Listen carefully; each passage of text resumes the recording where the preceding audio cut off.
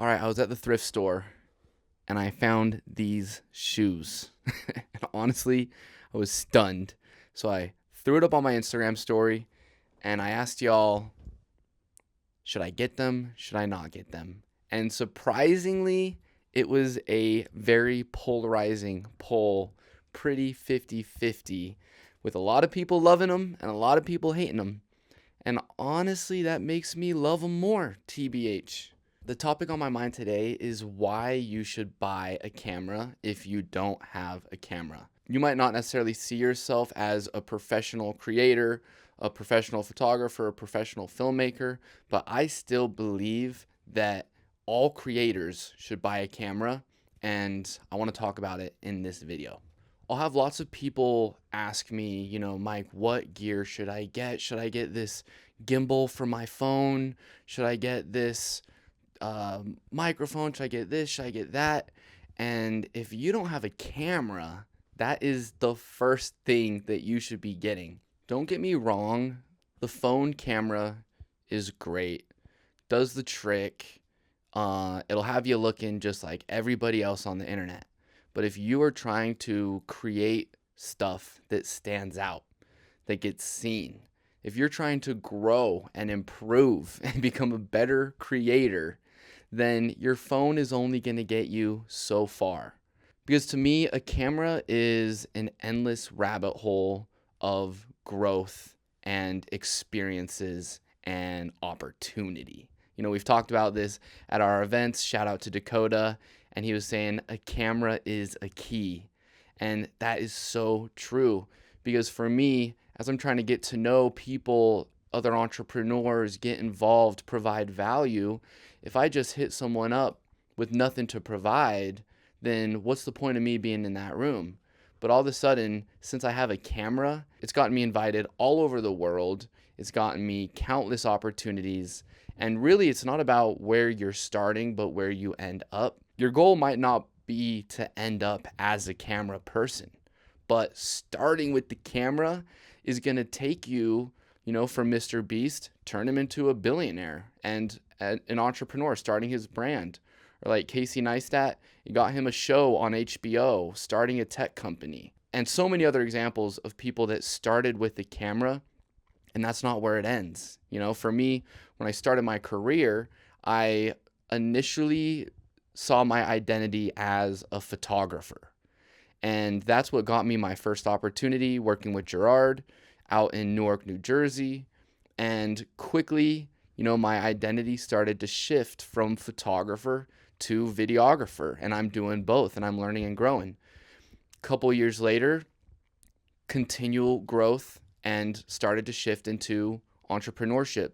Started my own video production company. Started becoming a director, like directing a team and working with other people.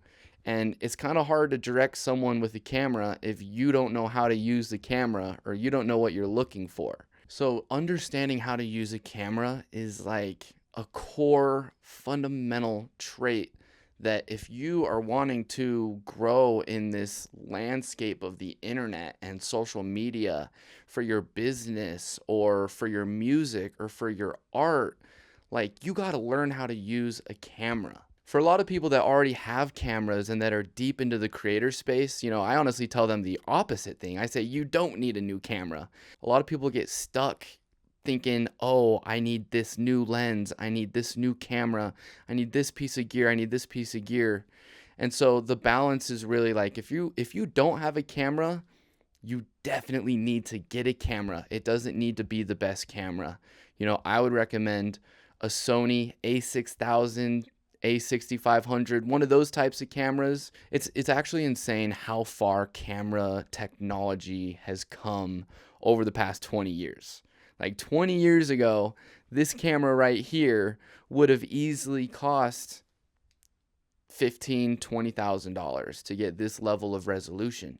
Nowadays, this camera A7 III is a few years old. You can hop on and get one used for like less than $1,000. And even if you don't want the A7 III, you get the A6500, one of those 6,000 ones, less than $500. You're getting an incredible mirrorless camera that has great image quality, that if you have never had a camera, that is a great first camera to get. Because once you start to learn how to use a camera, you're going to start to develop skills that make you more valuable when it comes to building a team, working with other people, and having tangible skills that can get you paid. A camera also teaches you skills related to leadership, communication, and directing. Because if you're the guy behind the camera, you got to learn how to pose someone or help them feel more comfortable, because cameras do make a lot of people feel really uncomfortable. So being a good photographer, being a good director, being a good videographer, a big part of it is also having good people skills, communication skills, making someone feel comfortable, and capturing the best moment and making them look good. Something I realized is, as a camera person, your job is to make whatever you capture look good and capture it in the right light, I guess you could say. Like when someone hires you to do a photo shoot or to film videos of them, they are wanting you to make them look good.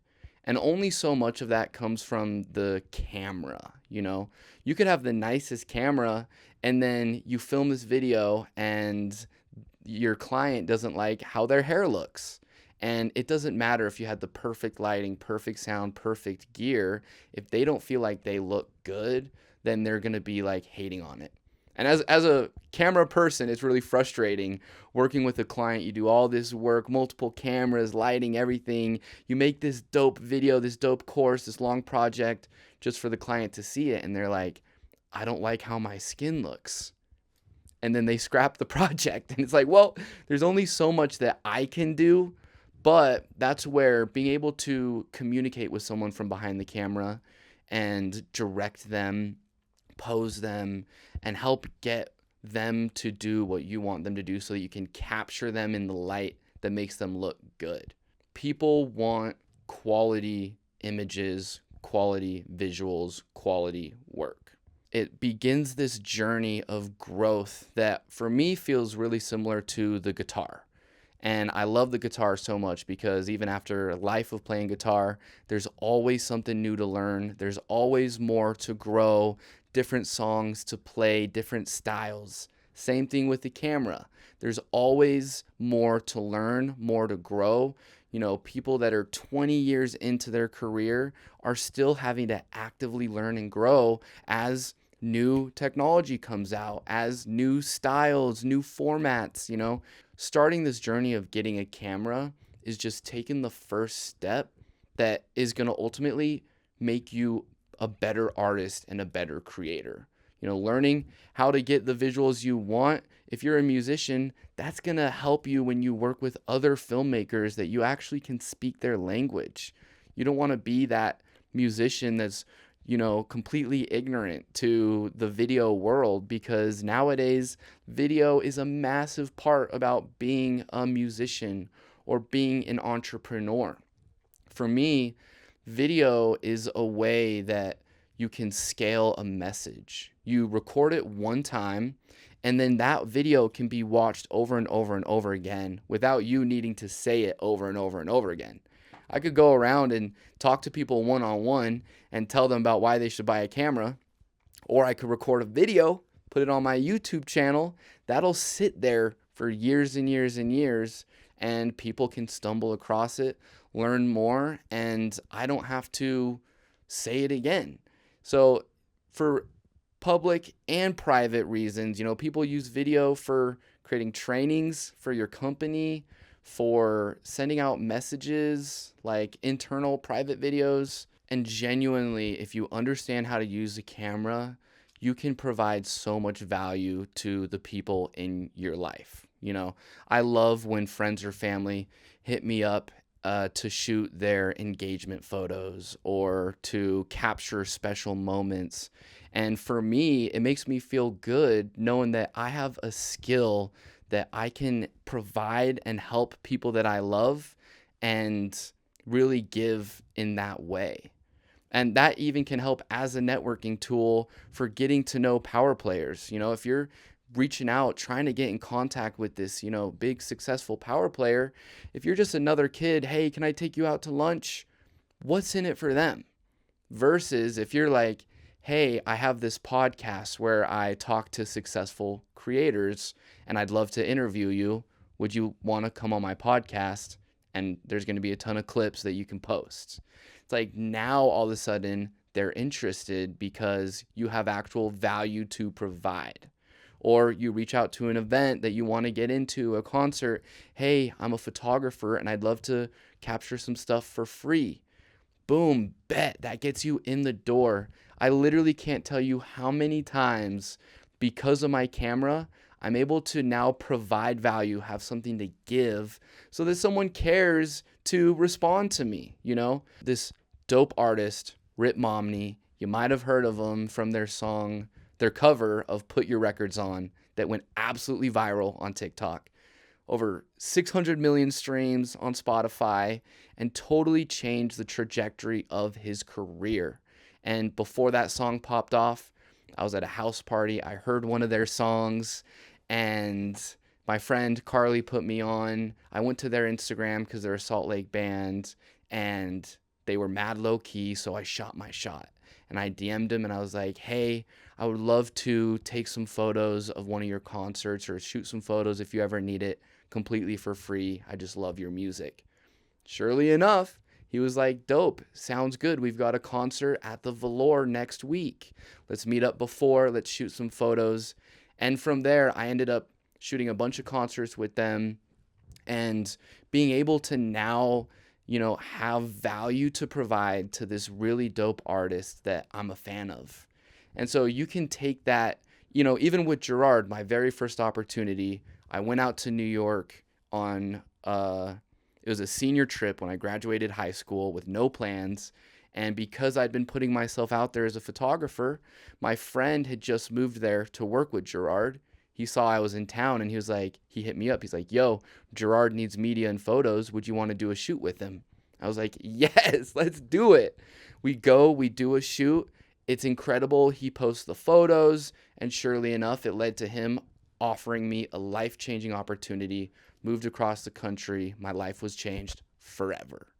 And I didn't have the nicest camera at the time, but I was prepared for that opportunity because I'd been practicing. I'd been taking photos, carrying my camera with me every single day to school, shooting with my friends.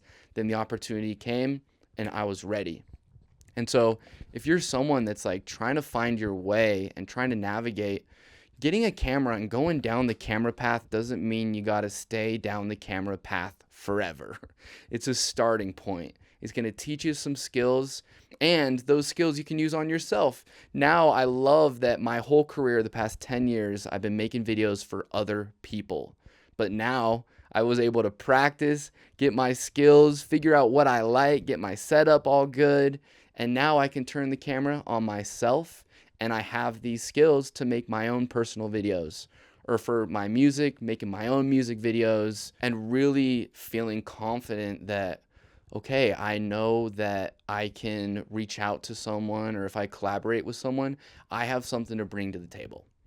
Because collaborations go both ways. It's not a one-sided thing. And so it's like both parties need to have something they're bringing to the table. If you're out there, you want to collaborate with me, all right, I'm open, but what do you have to bring to the table? Because if you're just wanting to meet up for lunch to pick my brain, like, what's in it for me? Why am I going to spend my time to go talk to you? Versus you reach out to me, yo, Mike, do you want to go do a shoot? Bet, I need some photos. I'd be down for a shoot. And then we're hanging out, we're talking, you get to know me. And so another part of it too is that the camera is the foot in the door. It's the starting point. Sometimes that's the hardest part. How do you even get your foot in the door? But now with the camera, you get your foot in the door, and now you're in the room. You can talk to the people. You have access. Once your foot is in the door, now sky's the limit with where that can take you, depending on what rooms you're walking in. This is like a universal key. It's not just a key that works for one room. This is like a key that's going to get you in rooms for entrepreneurs, for musicians, for artists, for chefs, for any kind of person. And that's what I love about being a creator and learning how to use a camera, is that this is like gasoline to the fire. If you love to cook and you want to find a way to make it a living, and you want to find a way to get people to buy what you cook or whatever it is, boom, you start making videos, and all of a sudden people know who you are and where you are. It's like the goal with being a creator isn't about being obsessed with cameras and making videos about cameras. It's about using the camera to make videos about what you want to talk about and what's important to you. If you love dogs, boom, make videos and take photos of dogs, and now you can make a living around your passion.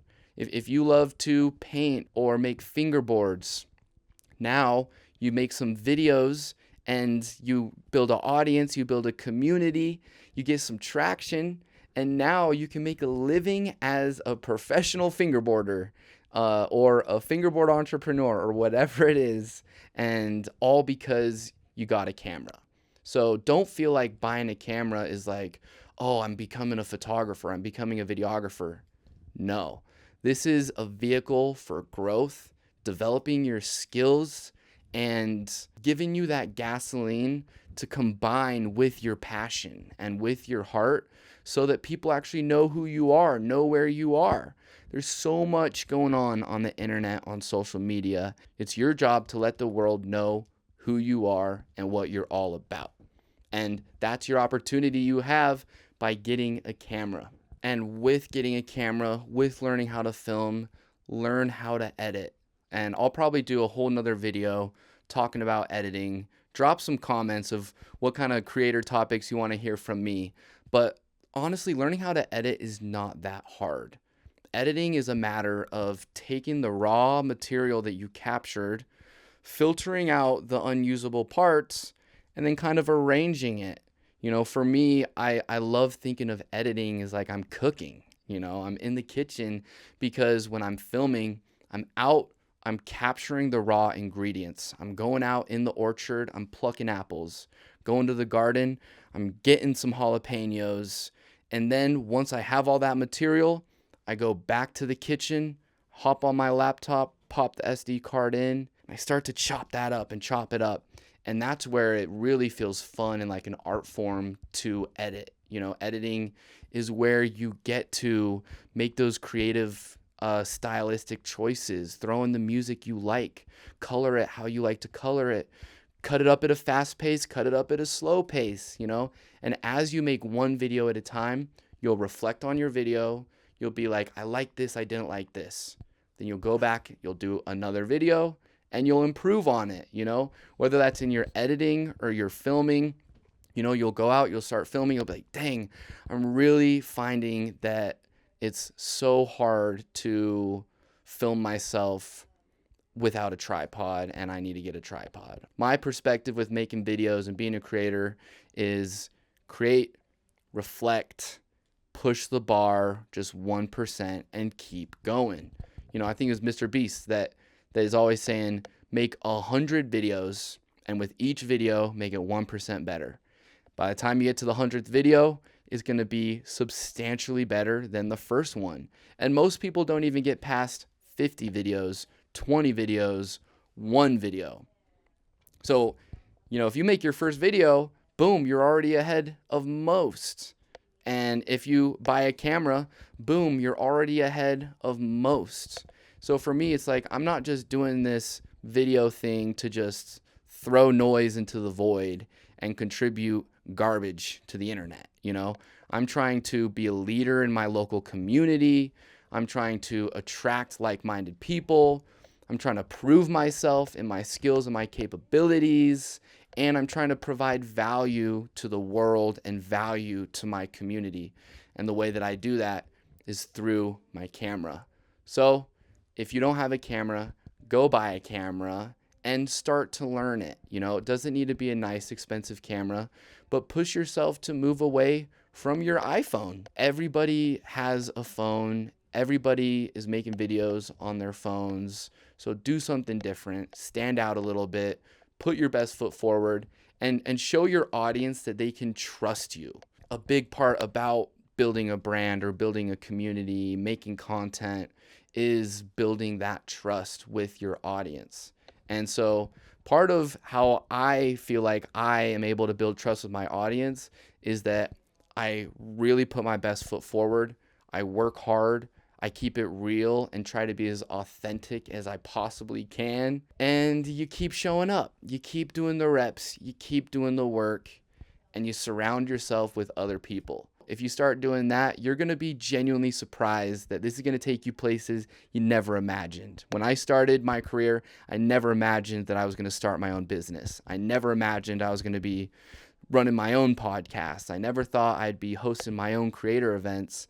But looks like God had bigger plans in store for your boy, and we're still out here going. So that's my message for you. Hope you guys enjoyed this video. Drop a comment and tell me what camera you're going to get. Ask me your camera questions, and I'll try my best to respond to all the comments. And we'll see you guys in the next video.